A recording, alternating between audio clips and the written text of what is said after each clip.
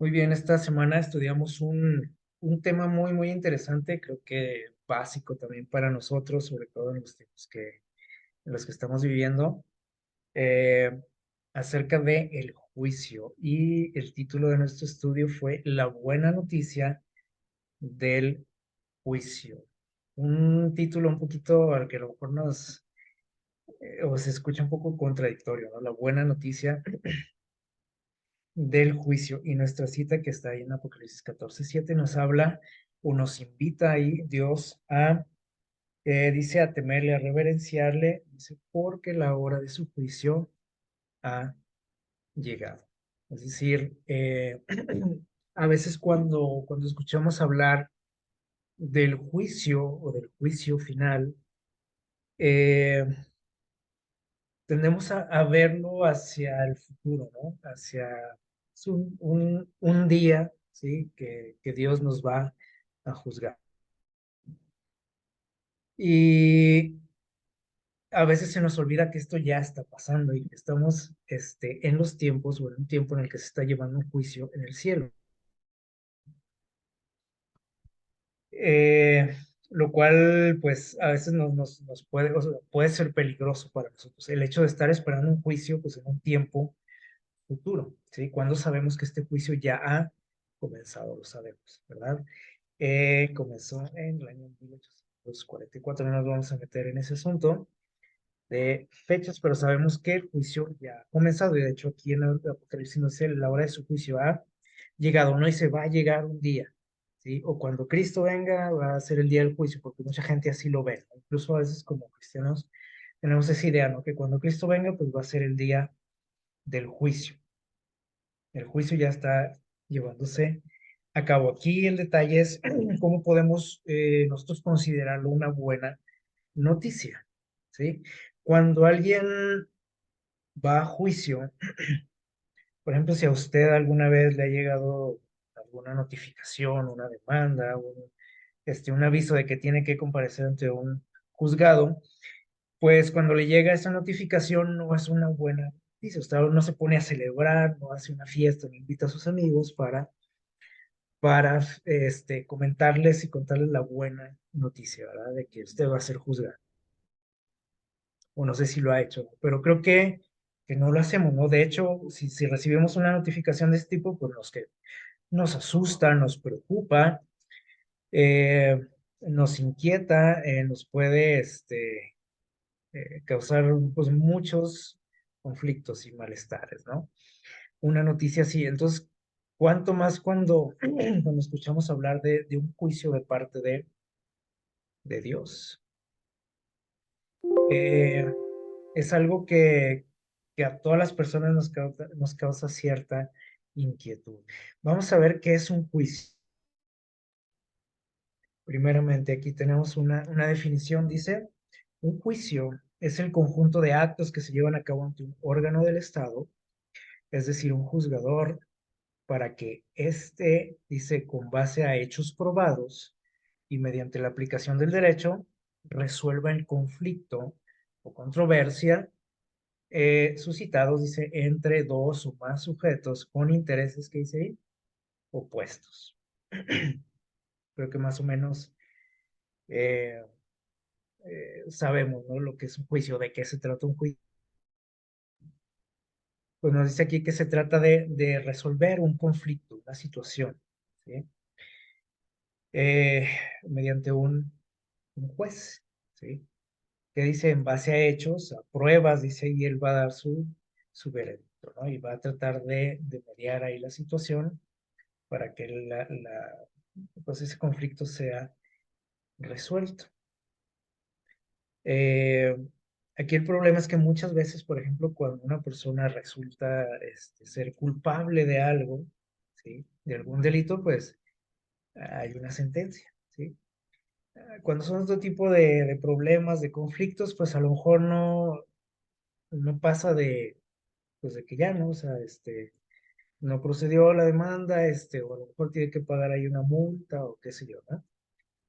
Pero cuando se trata de otro tipo de situaciones, pues una de las partes puede acabar en la cárcel. Incluso En algunos países puede hasta perder la vida, ¿sí? Donde hay penas de muerte.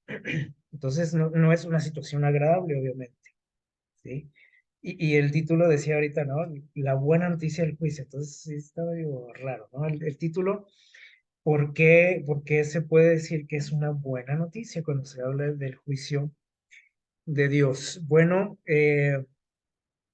vamos a ver aquí en Eclesiastés 14:12, algo que a lo mejor nos puede seguir inquietando, ¿no? Eclesiastés capítulo 14, versículo 12, voy a invitarles ahí a leer en sus Biblias.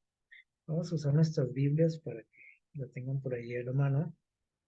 Eclesiastés capítulo 14, versículo 12. Perdón, es al revés, es 12, 14. Sí, 12, 14, por ahí lo tengo invertido el número. Eclesiastés 12, 14, ¿sí? Dice lo siguiente, porque Dios traerá toda obra a juicio, incluyendo, dice, toda cosa oculta, buena o mala. Pues no es como para celebrar eso, ¿verdad? Dice, Dios va a traer toda obra a juicio. Daniel 7, vamos a ir más adelante en Daniel capítulo 7, el versículo 10 nos dice, dice, y un río de fuego salía de delante de él, dice, y miles le servían. Hablando de ya, está teniendo una visión, Daniel, de allá del cielo, ¿sí? Eh, Dice, hablando de Dios, ¿no? Dice, miles y miles le servían, pero, y asistían delante de él. El tribunal, dice, se sentó en juicio y los libros fueron abiertos. Está viendo Daniel, ¿sí? Una visión del cielo en el momento en el que el juicio comienza, no de que va a comenzar un día, ¿no? Como a veces todavía inconscientemente lo razonamos y lo pensamos, ¿sí? O sea, esto ya comenzó, dice, se sentó el tribunal, todas las oficiantes ahí de ese juicio, está Dios ahí, hay una parte acusadora también, y dice, y los libros fueron abiertos. ¿Cuáles libros? Bueno, ahí están precisamente las evidencias que se requieren en un juicio, ¿sí? Las pruebas. Y esos libros, ¿qué contienen esos libros? Bueno, sabemos que ahí están registrados que todos nuestros actos, dice ahí en Eclesiastés, dice toda obra, buena o mala, incluso las ocultas, dice, y las que dice usted, pues nada más yo sé, ¿sí? Nadie más sabe, todo está ahí registrado. Y entonces cuando empezamos eso, pues empezamos a preocuparnos, ¿sí o no? Eh, si usted está ante un juzgado y de repente dicen, oye, tenemos pruebas de esto contra ti, no sé si usted estaría tranquilo. Y más sabiendo que a lo mejor es cierto eso, ¿sí? Entonces, todo lo que Dios tiene registrado será cierto o se le ocurre a Dios ahí inventarnos cosas o acusarnos de cosas, o sembrarnos evidencia, como dicen. No, Dios no hace eso. O sea, sabemos que todo lo que está ahí es que es lo que es la verdad acerca de lo que somos como seres humanos, ¿sí? Como personas. Romanos, ahí en el libro de Romanos 14, capítulo 14, versículo 12, si era así, 14, 12. Mira lo que nos dice Pablo por aquí en el versículo 12. Dice, de manera que cada uno de nosotros dará cuenta de Dios o de sí, pues, dará cuenta de sí ante Dios. Todos, dice, cada uno de nosotros, no va a haber alguien que se salve ahí o que pues, es que yo soy amigo de... No, todos, dice ahí.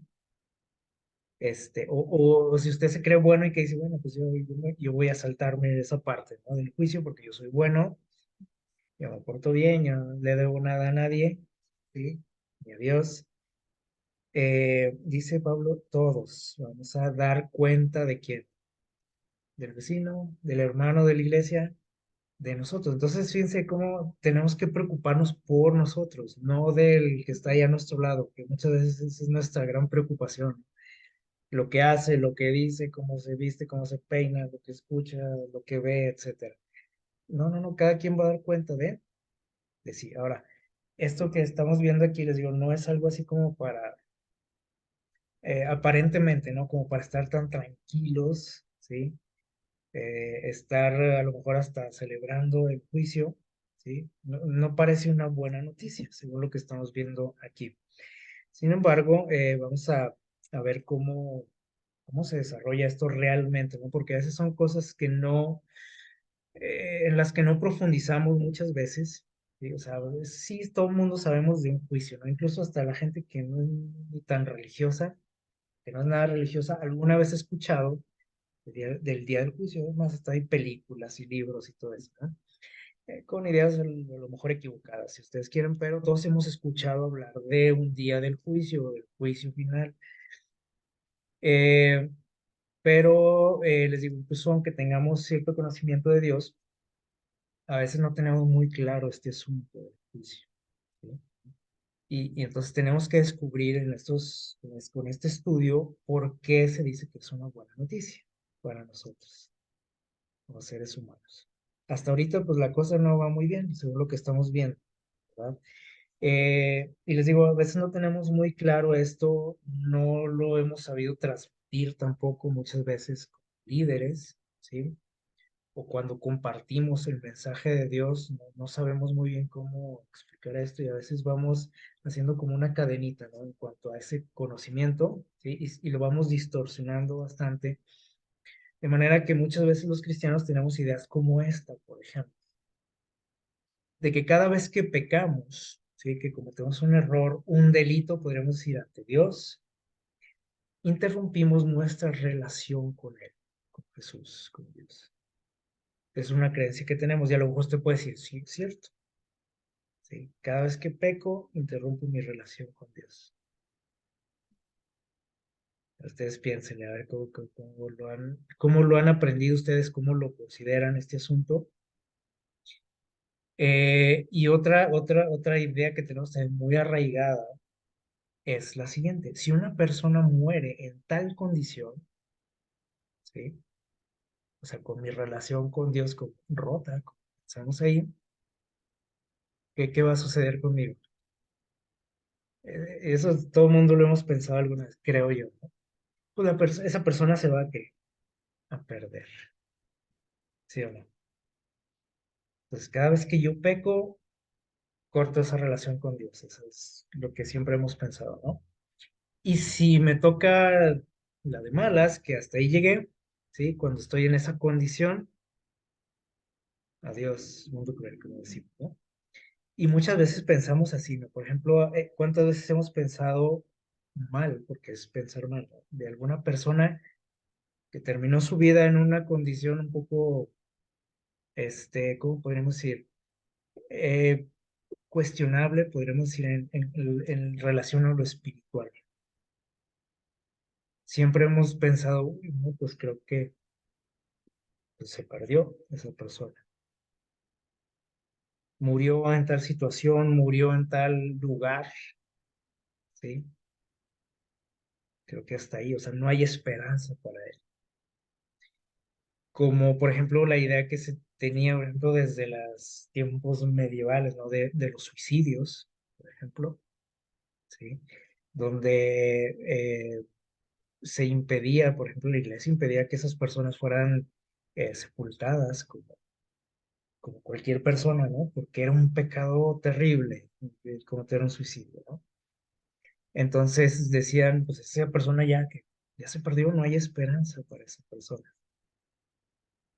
Y todavía traemos algo de eso, de esas creencias, ¿sí? Entonces nos hace una pregunta aquí, dice, ¿cómo somos juzgados? ¿Cómo nos juzga Dios?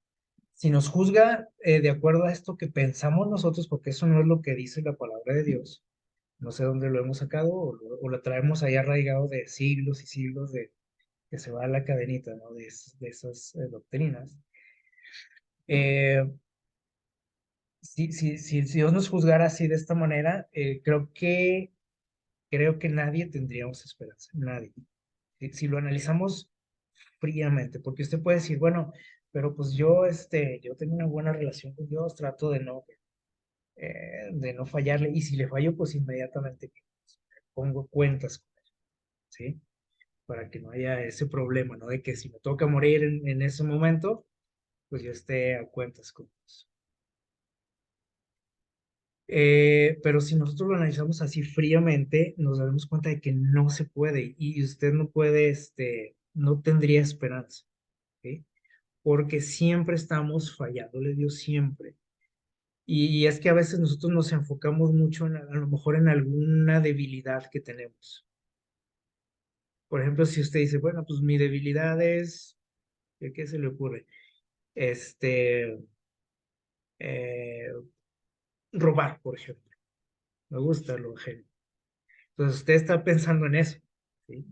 Y usted dice, no, pues cada vez que la riego en ese sentido, que tomo algo que no me pertenece, pues inmediatamente, pongo cuentas con Dios, a lo mejor arreglo las cosas con la persona a la que ofendí, la que lo fallé, y se acabó el asunto. Y creemos que eso es, ya la hice, ¿no? Pero eso es una parte es una de sus cuantas debilidades, a lo mejor la más marcada que usted tiene, pero constantemente estamos que pecando y fallándole a Dios.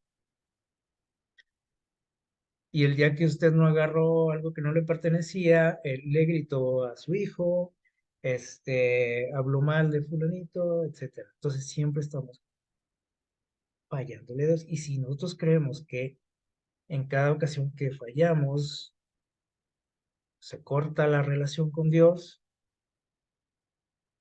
pues realmente nunca tendríamos una relación con Dios, ¿sí? Y analicemos nuestra vida, ¿sí? ¿Cómo es? O sea, siempre y en cada momento estamos que ofendiendo a Dios con nuestros actos. Entonces, imaginan, es algo que nos deja sin esperanza. Y aparte, si me toca ahí las de malas, como decíamos ahorita, que hasta ahí llegué, o sea, que ahí terminó mi vida, pues se acabó todo para mí. Este pensamiento eh, ha traído muchos problemas en nuestra vida espiritual y hay testimonios de personas que incluso hasta se han alejado completamente de Dios porque dicen es que, ¿no? O sea, es algo que nos tortura. Y este tipo de pensamientos también nos vuelve un poquito fariseos y nos vuelve también un poquito, ¿cómo puedo decir? Juzgadores de otros, ¿sí? O jueces de otros. Y este tipo de pensamientos, incluso por ahí estaba escuchando ahí o leyendo el testimonio de alguien que dice que incluso estos pensamientos llevaron a esta persona al espiritismo. No da mucho detalle de cómo, pero dice, hasta ahí llegué, o sea, con esa situación, de tanta carga que siente uno en este sentido. Entonces tenemos conceptos muy equivocados muchas veces, ¿sí? Entonces decíamos ahorita, si Dios nos juzgara en base a esto, pues olvídense. No es para nada para celebrar la cuestión del juicio, ¿sí? Y, y si nosotros pensamos también, lo pensamos como de una manera terrenal, como nosotros vemos los juicios aquí en la tierra, pues menos, ¿sí? Porque aquí sabemos, cuando usted le digo, si a usted le llega alguna vez una notificación de un juicio, o sabe por ahí de amigos, conocidos que han estado en esas situaciones, o sea, es algo malo, o sea, es una mala noticia realmente, ¿sí? Y conocemos, por ejemplo, que en ese tipo de juicios, en esas situaciones, muchas veces hay intereses de por medio, hay corrupción, ¿sí? Hay compadrazgos, como dicen, y pues decimos, pues no hay justicia realmente, ¿sí? Entonces, cuando se nos habla del juicio de Dios, pues inconscientemente como que trasladamos todo eso a lo que vemos aquí. Y entonces eso nos aterra, nos estresa, cuando uy, ya van a hablar del juicio otra vez, ¿no? Y nos estresamos, nos asustamos, decimos, no, mejor ni saber nada de eso, porque me asusta, me preocupa, me estresa, me aterra esa idea, ¿no? De ser juzgado. Y muchas veces nos hace ver sin esperanza. Y no es lo que Dios quiere. Vamos a ver por qué. Dios no nos está hablando de un juicio para eso, para asustarnos, para intimidarnos, para ver si así pues se te ocurre portarte bien, porque cuando andas mal, dice, a ver si con la idea de un juicio te asustas un poco. No, no, no. No es por eso que Dios nos habla de un juicio. Cuando dice ahí en Apocalipsis eh, 14, 14:7 dice, teman a Dios, denle gloria, porque la hora de su juicio ha llegado. Y si nosotros vemos ahí lo que dice en Apocalipsis, nos habla por ahí de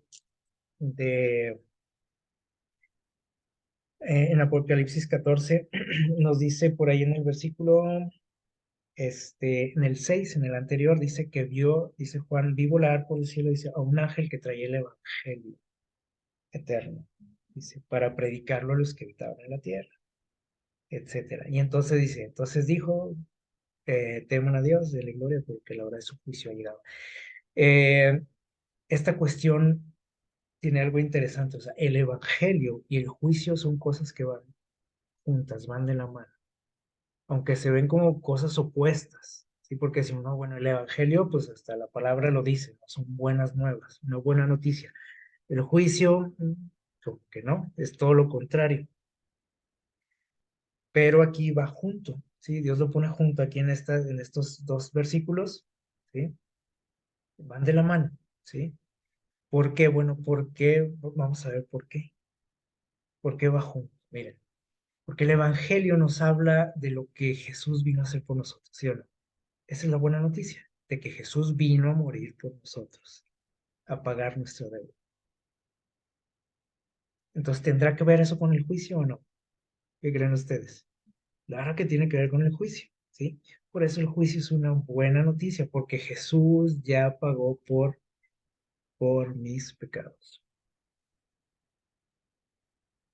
Y aquí vamos a entrar con este concepto, ¿sí? Que ustedes lo han escuchado muchas veces, que a lo mejor tampoco lo tenemos muy claro, pero lo hemos escuchado y lo pronunciamos, esta expresión, esta palabra, la justificación. ¿Qué es la justificación? Bueno, aquí lo podemos definir con dos palabritas, ¿sí? O dos frases.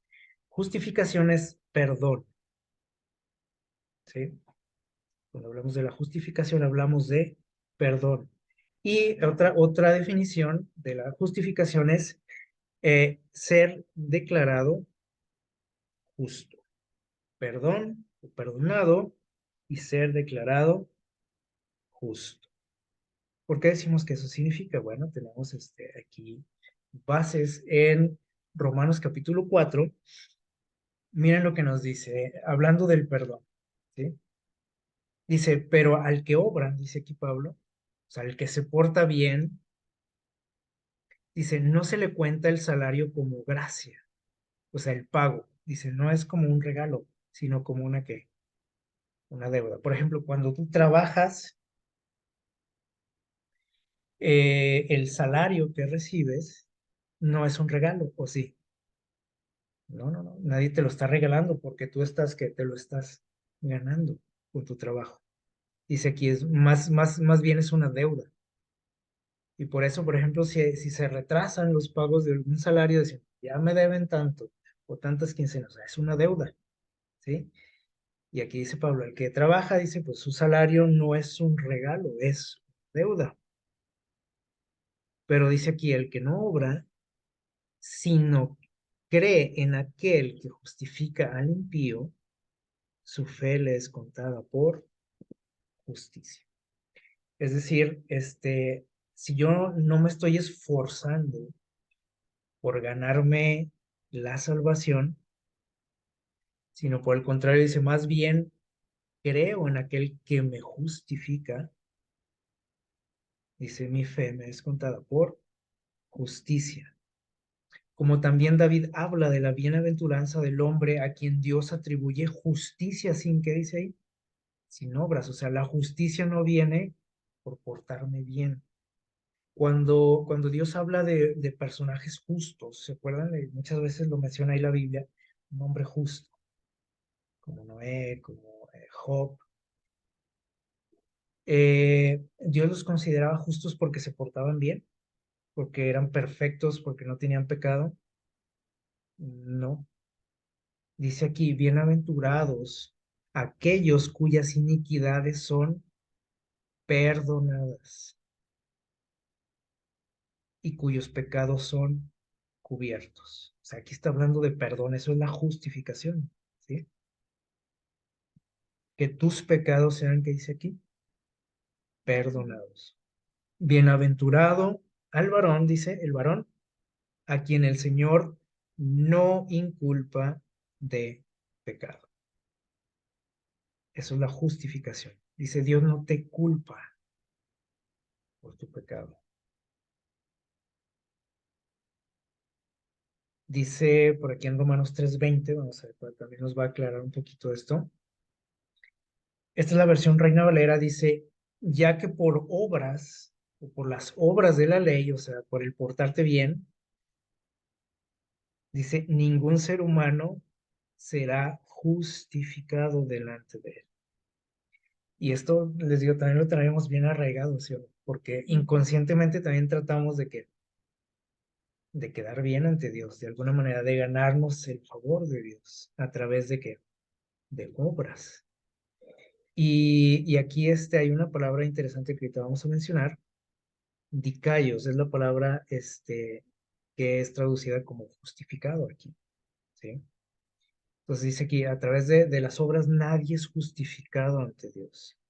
Para los que nos creemos mucho, ¿no? Por esto, pues no, dice, a Dios no lo impresiona eso. Y la versión Dios habla hoy nos dice lo siguiente, porque Dios, la traducción dice, Dios no declarará a nadie, ¿sí? Libre de culpa por haber cumplido la ley. No, o sea, nosotros dicen no somos declarados libres de culpa porque cumplimos la ley. Y aquí también está, o sea, es una traducción diferente, ¿sí? Pero son sinónimos. ¿Sí? Porque aquí puede decir, no, pues aquí le acomodaron eso de libre de culpa, ¿no? O sea, justificado o justificación y estar libre de culpa o ser declarado libre de culpa es lo mismo, o sea, son sinónimos. Eso significa la palabra de callos, ¿sí? En la cuestión de ser declarado justo, ¿sí? Como veíamos ahorita, o sea, de ser declarado sin culpa, que es algo que Dios menciona de muchos personajes bíblicos, una persona como dice, justa, justificada, sin culpa. Pueden decir, ay, pero ¿cómo si eran esto y lo otro? Y conocemos detalles, ¿no? De algunos personajes, decimos, ¿cómo es que Dios los consideraba justos? Eh, este término, si esta palabra o esta expresión de ser declarado justo, que en griego es dikaioi, perdón, dice por aquí que era un término que se utilizaba en aquellos tiempos, cuando Pablo escribe estos textos, ¿sí? Un término que todo el mundo conocía, dikaioi. ¿Qué significaba esto? Bueno, dice aquí que constituía una declaración de, ¿qué dice ahí?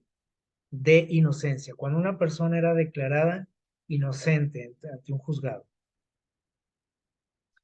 Y podemos decir, ah, bueno, pues si fue declarado inocente es porque no tuvo que, no era culpable, obviamente, no hizo nada malo.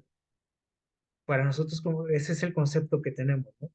Pero esto va más allá, fíjense bien, esta palabra dikaioi, que es declarado justo, y va más allá de no haber hecho nada malo, ¿sí? Dice aquí, la palabra no indica que la persona sea inocente, ¿verdad? Nos dice que fue que declarado justo o fue declarado inocente, pero no que era inocente. Es decir, que muchas veces alguien podría ser declarado inocente, ¿sí? Pero realmente no lo era. Y ahí entraban pues muchos factores, ¿no? A lo mejor la corrupción, ¿sí? Tal vez porque el juez no estaba a lo mejor completamente enterado de la situación, por desconocimiento, lo que sea, pero la persona era dejada en libertad, ¿sí? A pesar de que a lo mejor podía ser que culpable y haya cometido algún delito. Y precisamente Pablo utiliza este término, ¿sí? Y nos dice, por ejemplo, esto está bien explicado en Romanos 6:23, que dice, porque la paga del pecado es muerte.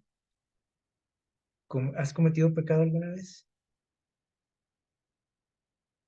Y aquí no entra que si fue un pecadito, un pecado, o sea, un pecado, ¿sí? O algo no tan grave, o un pecado, ¿sí? ¿Hemos quebrantado la ley de Dios alguna vez? Sí, entonces dice, la paga del pecado es, tú mereces la muerte por lo que hayas hecho. Pero sigue diciendo, dice, pero la dádiva de Dios, el regalo de Dios es vida eterna. O sea, tú eres declarado que justo. ¿Y cómo es eso? O sea, suena una locura, ¿sí o no? O hasta ficción, podríamos decir. O sea, eso no es posible. Si alguien es culpable, tiene que pagar, así lo razonamos todos, ¿sí o no? ¿Y cómo es posible que dice Dios, la paga del pecado es muerte? Y podemos decir, bueno, sí, pero ¿cómo es que la dádiva de Dios es vida eterna? ¿Y esa dádiva es para quién? No es para el que se porta bien o para el inocente, el que no hace nada malo, porque no hay nadie, también lo dice el Pablo, dice, no hay justo ni aún uno. Ese regalo de Dios es precisamente para el culpable, para el que ha cometido un delito, el que ha quebrantado su ley. Y esto nos sorprende a todo el mundo y a veces este hecho podemos decir que mucha gente lo puede considerar como o como que estamos como abaratando la gracia de Dios, ¿sí? Y decimos, no, y es que inconscientemente decimos, es que yo tengo que hacer algo para ganarme eso. O sea, como que así nada más. Y no nos entra en la cabeza ese hecho, ¿no? Entonces, por ahí en la lección venía una frase que me llamó la atención, que decía que el juicio no es para hacerte ver cuán malo eres. No sé si la leyeron por ahí. O sea, el juicio no es para hacerte ver lo malo que eres, todo lo pecador que eres, sino para enseñarte lo bueno que es Dios. Esa es la buena noticia. Por eso no debemos de asustarnos, no debemos preocuparnos, debemos estar estresados, aterrados por la cuestión del juicio, que ya está llevándose a cabo. O sea, no es algo que viene por allá en un futuro lejano, ¿sí? Eh, y vean esta frase por ahí que viene en el Camino a Cristo, en el libro Camino a Cristo, página 94, que también suena una locura, ¿sí? Miren lo que dice aquí. Si te entregas a Él, o sea, a Jesús, y lo aceptas como tu Salvador, por pecaminosa que haya sido tu vida, o que sea tu vida, dice, serás contado entre los justos, entre los que son declarados sin culpa. Dice, pero aquí está el detalle, dice, por consideración a Él, no por ti. Porque podemos decir, no, pero ¿cómo es posible si eres esto, si eres lo otro? O si soy esto, si soy lo otro. Es por consideración a Él. ¿Por qué dice aquí? Porque el carácter de Cristo toma tu lugar y tú eres aceptado por Dios como si nunca hubieras pecado. Eso sí es una buena noticia, ¿sí o no? Y a veces cuando leemos esto, dicen, no, pues es que eso como que nos invita a seguir pecando, porque si nada, de todos modos Dios me considera bueno, sin culpa, entonces voy a hacer lo que yo quiera, ¿no? Tampoco se trata de eso, ni estamos diciendo eso. Y si es que lo pensamos así, nosotros somos los que estamos abaratando, ¿no? La gracia. Entonces tiene que ver mucho con mis conveniencias también, ¿no? Cuando yo soy declarado inocente, ¿sí? Algo pasa en mí. O sea, cuando yo entiendo realmente esto, lo que Dios hace por mí, lo que Jesús hizo por mí, cómo es que Dios me juzga y me trata, a pesar de lo que soy, algo sucede en mí, forzosamente, cuando lo llego a entender, ¿sí? Algo sucede en mí y empiezo a ver cambios en mis conductas, en mis pensamientos, en la forma en que razono las cosas, ¿sí? Y no quiere decir que al momento que entregar mi vida a Jesús, porque aquí dice, es que dice, y si te entregas a Él. Y a veces decimos, es que ese muchacho todavía sigue haciendo esto, sigue diciendo, sigue viendo, sigue haciendo. Entonces no está entregado a Dios. Ese es nuestro concepto, ¿no? Creemos que el entregarnos a Dios, nos hace perfectos. Y el momento en que yo me entrego a Dios, nunca vuelvo a pecar, ¿sí? Ni a fallarle. Tenemos esas ideas, tristemente, ¿no? Que no tienen nada que ver con lo que la Biblia enseña tampoco. A lo mejor si lo leemos, si leemos la Biblia superficialmente, usted puede decir sí, pero si la estudiamos a profundidad, la Biblia no dice eso. Y dice aquí, vamos a ser considerados justos si nos entregamos a Él. Y eso es otro tema. ¿Qué es entregarme a Jesús? ¿Sí? Pero dice aquí, su carácter toma mi lugar y voy a ser aceptado por Dios como si nunca hubiera pecado. Y aquí está el detalle, le digo, porque muchos no lo creemos, ¿no? Y aquí está precisamente donde entra la cuestión de la fe,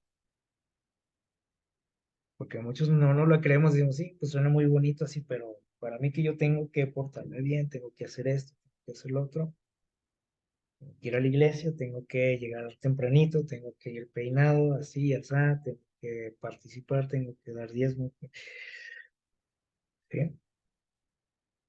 Porque no nos la creemos, o sea, no le creemos a Dios que así sea la cosa. Pero miren cómo está este personaje. Este personaje fue declarado inocente, ¿sí? Yo no sé si él cometió un crimen o no, pero fue declarado inocente. Y eso para él es una gran noticia, como debería de ser para nosotros. Cuando Dios nos habla de un juicio, y si Dios me dice, pero no te preocupes, ¿sí? Si te entregas a mí, yo voy a tomar tu lugar. De hecho, él ya lo tomó, ¿no? Aquí se trata de aceptarlo, ¿sí? Esa es la entrega a Dios, decir, quiero que tú seas mi Salvador, mi representante. Acepto lo que hiciste por mí, tu sacrificio, ¿sí? Pero a veces decimos, no, como que no creo que sea suficiente eso, no la creemos, es muy complicado a veces para nosotros, ¿no? Miren, el pueblo de Israel, dice aquí, fue llevado en cautiverio a Babilonia, recordamos aquí la historia, ¿no? Dice, y permanecieron ahí durante muchos años y sin embargo, dice, el Señor no los había abandonado. Les envió, dice, sus profetas con reproches, amonestaciones, dice, y el pueblo despertó, o sea, después de tantos sacudida que Dios les envió a través de sus mensajes o mensajeros, el pueblo agarró la onda, como decimos, dice, y vio su culpabilidad y se dieron cuenta de por qué estaban en esa situación, ¿sí? Y dice, se humillaron delante de Dios. Entendieron, dijimos, pues es que hemos le hemos fallado a Dios. Por eso estamos en cautiverio, ¿sí?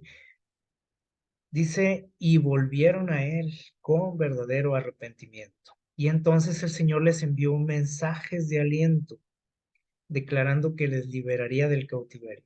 ¿Sí? Les empezó a animar. Como Dios vio que hubo un cambio en ellos, dijo, pues, es hora de animarlos, ¿no? Para recordarles que yo prometí que liberarlos del cautiverio y que les devolvería su favor. Dice, esto era lo que Satanás quería resueltamente impedir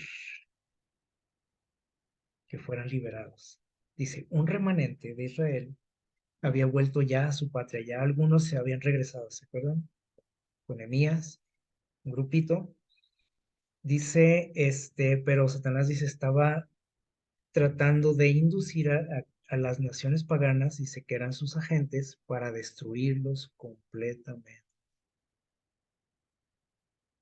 Estaba esforzándose Satanás. Y es precisamente en este entorno o en este contexto, ¿sí? Que sucedió lo siguiente. Y ustedes van a recordar ahorita y vamos ahorita rápidamente nada más a darle un repasito a una historia. Dice aquí, mientras Josué, un sacerdote, dice, suplica humildemente que Dios cumpla su promesa de liberarlos de la esclavitud, del cautiverio. Satanás dice, se levanta osadamente para resistirlo. y señala las transgresiones de los hijos de Israel como razón por la cual no se les podía devolver el favor de Dios. Este sacerdote está intercediendo por el pueblo ante Dios, ¿sí? Pidiendo que se cumpla esa promesa, ¿no? De la liberación. Y rápidamente Satanás dijo, a ver, le dice a Dios, ¿ya se te olvidó cómo son estos? Lo que hacen, cómo se portan, cómo te ofenden, cómo te han hecho quedar mal ante el mundo. ¿Cómo puedes tú estarles prometiendo que liberarlos? Y dice aquí, los pide como su presa. Dice Satanás, estos son míos, ahí déjalos ya. Y exige que sean entregados en sus manos para ser destruidos. Y esta historia se repite, ¿eh? Con cada uno de nosotros. Aquí está hablando del pueblo de Israel, ¿sí? Y del sacerdote Josué, pero esta historia se repite con cada uno de nosotros, ¿sí? Cuando Dios nos dice, yo te voy a salvar, te quiero justificar, te quiero ayudar, quiero bendecir, Satanás dice, a ver, ya se te olvidó cómo es esta persona. Y empieza a recordar, Satanás dice, mira, y empieza a enumerar, ¿verdad?, todos nuestros errores. Dice, este es mío, este me pertenece, déjamelo para acabar con él. ¿Qué les parece? Vamos ahí a Zacarías capítulo 3. Vamos a recordar así rápidamente esta historia. Del 1 en adelante vamos a leer. Es una historia muy pequeña, pero tiene muchísimas enseñanzas. Dice Zacarías 3:1, dice, y el Señor me mostró al sumo sacerdote, Josué, ¿sí?, que estaba en pie delante del ángel del Señor, estaba intercediendo, ya vimos, ¿no? ¿Qué estaba haciendo? Pidiendo que Dios cumpliera esa promesa. Dice, y Satanás estaba a su derecha. Rápidamente llegó ahí Satanás. ¿Y qué hizo? Dice aquí, comenzó a acusarlo. Y el Señor le dijo a Satanás, ¿qué le dijo? Dijo, a ver, oye, así es cierto, ¿eh? A ver, sígueme diciendo, porque ya se me olvidó todo lo que es esta persona. No, dice que el Señor le dijo, el Señor te reprenda, Satanás. Jesús no se pone a discutir con Satanás, no empieza a decirle, no, pero es que mira, él da sus diezmos, él de esto, el otro. Para empezar, no hay nada que ¿cómo les diré? No hay nada para cómo ayudarlo a Josué en este caso. Ni hay nada que nos pueda ayudar a nosotros, ¿sí? No hay ninguna recomendación que digan, bueno, pero mira, es que él esto, es lo otro, y esto, y se porta bien, y se peina bonito, y usa corbata, y esto, y lo otro. No, nada, absolutamente nada que nos acredite ante Dios. Y si usted cree que hay algo que lo pueda recomendar ante Dios, pues luego nos tomamos una foto, ¿eh? No hay absolutamente nada, ¿sí? Este, Tristemente no, nada. Y dice aquí, pero Jesús no se pone a discutir con Satanás, ¿sí? Le dice el Señor, te reprende, Satanás, dice, porque el Señor ha elegido a Israel, te ha elegido a ti, me ha elegido a mí, ¿sí? Y dice Satanás, pero dice Dios, ¿no es este un tizón arrebatado del incendio? Yo lo rescaté, dice Dios, Jesús. Yo lo rescaté. Y Josué dice, ¿cómo estaba? Dice el versículo 3, vestido con ropa espectacular, limpia para la ocasión. No, dice, estaba vestido de ropa sucia. ¿Qué significa esto? Pues que no había ni cómo ayudarle al pobre Josué, ¿sí? Era cierto lo que decía Satanás, como es cierto todo lo que dicen nosotros. Y bueno, a veces le exagera, dice por ahí la palabra de Dios. Y ahorita parece que vamos a leer eso en un texto. O sea, lo exagera todavía. Sí es cierto que lo que dicen nosotros, pero todavía le exagera. Este, para hacernos ver todavía más culpables, ¿no? Y dice, pero sí era cierto, o sea, dice, Josué estaba vestido de ropa sucia, pero el ángel, dice, mandó a los que estaban ahí delante de él, dice, quítenle esa ropa sucia, y entonces le dice a Josué, dice, mira que he quitado de ti tu pecado, y aquí está claro, ¿no? Dice que le quiten esa ropa, y ahí nos dice qué es, qué significa eso, dice, es el que, el pecado, le dice, mira, ya quité tu pecado, esa ropa es el pecado, ¿sí? Esa ropa sucia, dice, y te vestí de ropa de gala. ¿Qué hizo Josué para ganarse ese cambio de ropa? Nada, ¿sí? Simplemente lo único que tuvo que hacer fue aceptarla. Él pudo haber dicho, no, a mí déjame mi ropita, a mí me gusta mucho esta, tiene valor sentimental, o me gusta mucho, etcétera.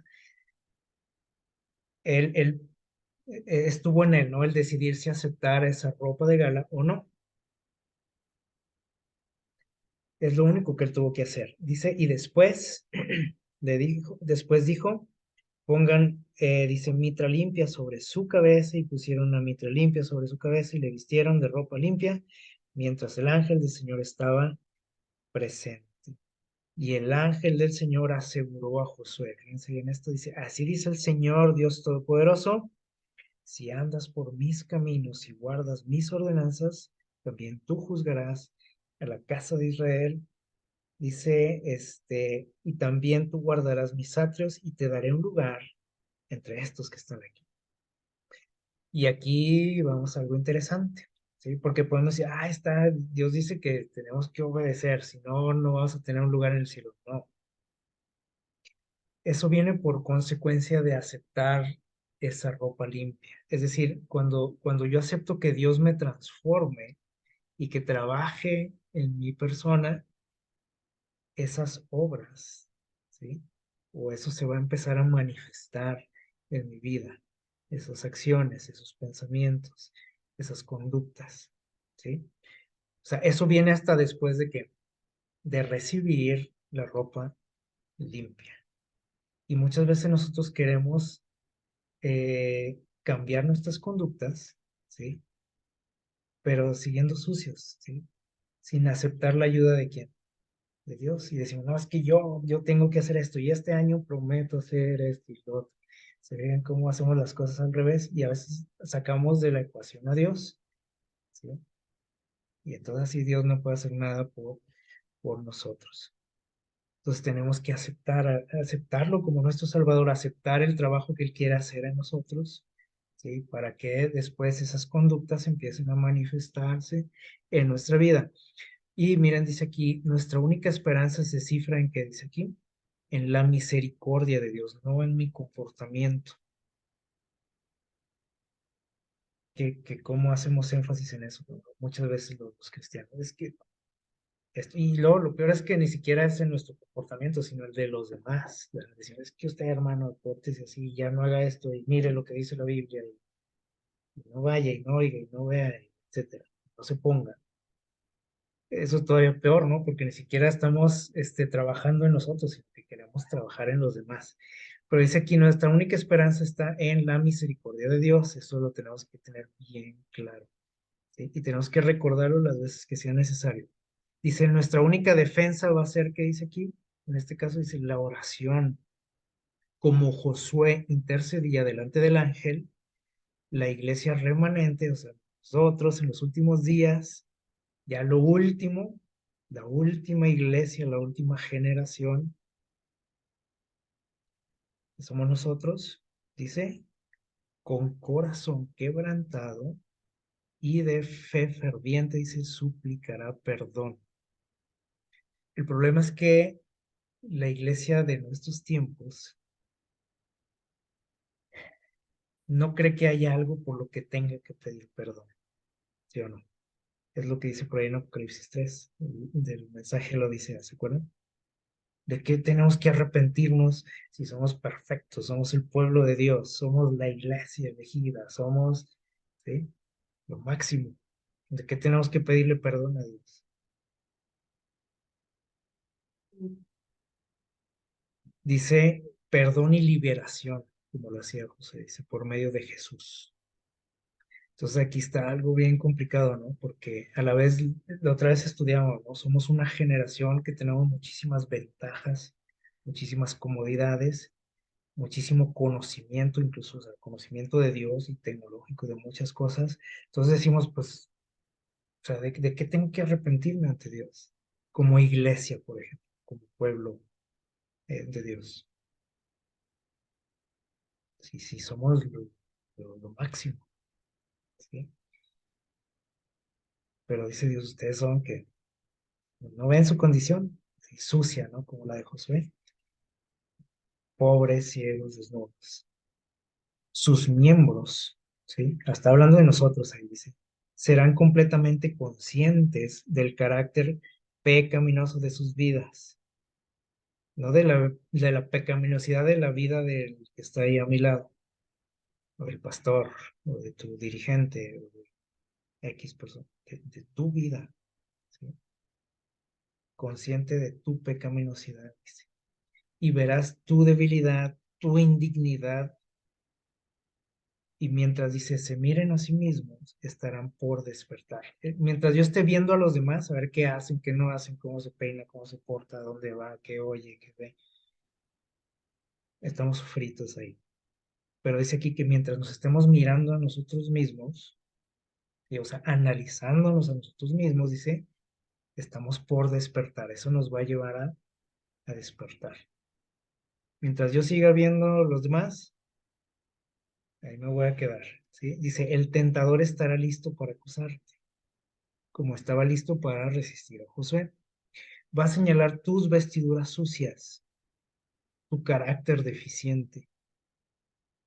Presentará tu debilidad, dice, tu insensatez, tu pecado, dice, tu ingratitud, y dice, cuán poco semejantes a Cristo son.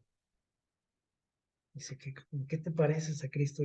O ¿en qué te parecen a ti? Le dice a Jesús. Te parecen más a mí.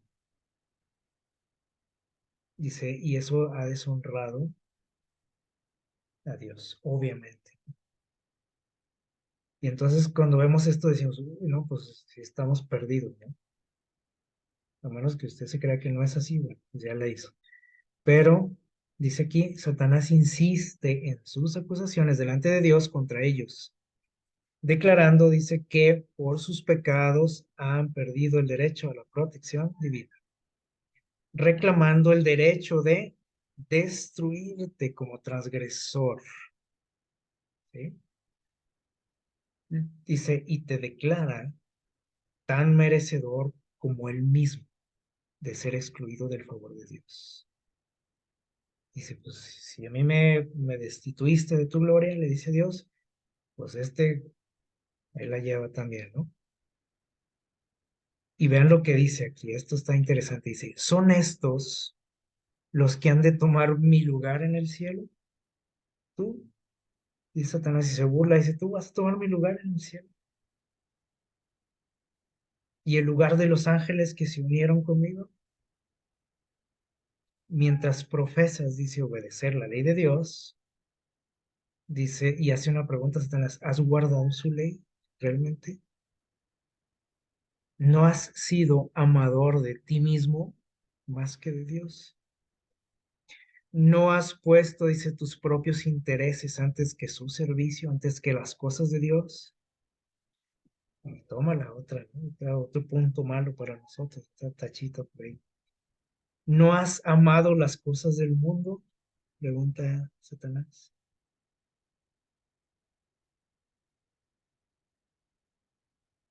Y le dice a Dios, mira, ahí están sus pecados, ahí está. ¿A qué le buscas? Le dice Dios. Contempla su egoísmo, su malicia, su odio mutuo. Qué feo, ¿no? Lo que se dice de nosotros, ¿no? Y es cierto, o sea, no está inventando nada, y Satanás.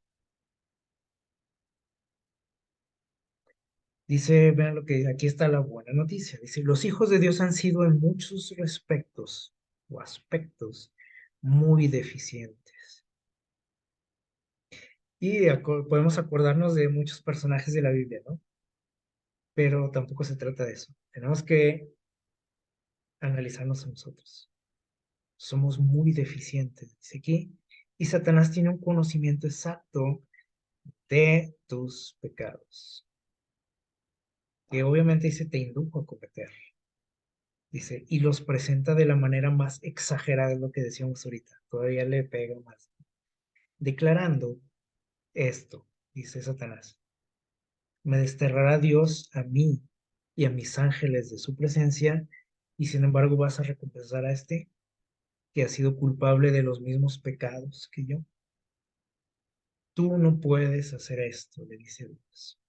Eso no es justo, no es justicia. Tu trono, dice, no subsistirá en rectitud y juicio. Se te va a caer el teatro, le dice Dios. La justicia, dice, exige que se pronuncie sentencia contra este. Si es que te crees justo, le dice Dios. Pero dice aquí, aunque los que siguen a Cristo, o sea, tú como seguidor de Cristo, dice, has pecado, y no voy a decir que no, no, yo no. Dice, tú como seguidor de Cristo has pecado, aunque así ha sucedido, aunque así ha sido, dice, no te has entregado al dominio del mal. Esa es la buena noticia, ¿no? Sí has cometido errores, pero dice, no te has entregado al dominio de Satanás. Eso es muy diferente, ¿sí? Has puesto a un lado, dice, tus pecados. Has buscado con humildad y contrición a Dios, ¿sí? O sea, te has dado cuenta de tus errores y dices, pues tengo que cambiar, tengo que hacer algo. No me puedo quedar así como estoy. Necesito ayuda. Necesito un abogado, un intercesor. Dice, y el que ha sido más ultrajado por tu ingratitud, dice, y que conoce tus pecados, o sea, Dios sabe que eres culpable, o sea, no se hace de la vista gorda, como decimos, ¿sí? Él sabe que eres culpable, ¿sabe? Así como Satanás conoce perfectamente tus pecados, también Dios los conoce. Y ahí están registrados en su libro, dice, pero también conoce tú, y esta es la buena noticia, tu arrepentimiento, o sea, también lo entiende Dios, que te duele cuando le fallas, ¿sí? Que no quieres seguir así, que estás dispuesto a cambiar, sabes que necesitas su ayuda. Y entonces es cuando Dios dice, pero Jesús le dice a Satanás, Jehová te reprenda, oh Satanás, yo di mi vida por él, por ella, y están esculpidas, tatuadas, dice ahí, en las palmas de mis manos. ¿No es una buena noticia? Claro que es una buena noticia, claro que tenemos que festejarlo, celebrarlo, porque Él está que defendiéndonos, está intercediendo por nosotros, ¿sí? No tenemos que temer el juicio, por eso el título de nuestro estudio fue La buena noticia del juicio, y no nada más debe ser una noticia buena para nosotros, tenemos que darle esa buena noticia a otras personas, incluso a los mismos cristianos que a veces tenemos esos conceptos equivocados, ¿no? Del juicio y que vivimos aterrados y que vivimos luchando por agradar a Dios, ¿sí? Eso no va a ser posible hasta que nosotros le entreguemos nuestro corazón a Dios y Él poco a poco nos va a ir transformando, poco a poco vamos a ir reflejando su gloria y su carácter. Que Dios nos ayude, que Dios nos bendiga en estos aspectos, ¿sí? Y que nos ayude sobre todo a creerlo, ¿sí? Que les digo, suena a ficción todo esto, pero que nos ayude a confiar en Él, a creérnoslo, ¿sí? Y hacer lo que tengamos que hacer, para poder mantenernos firmes, confiados también en el trabajo que Él está haciendo por cada uno de nosotros en ese tribunal celestial. Que Dios les bendiga.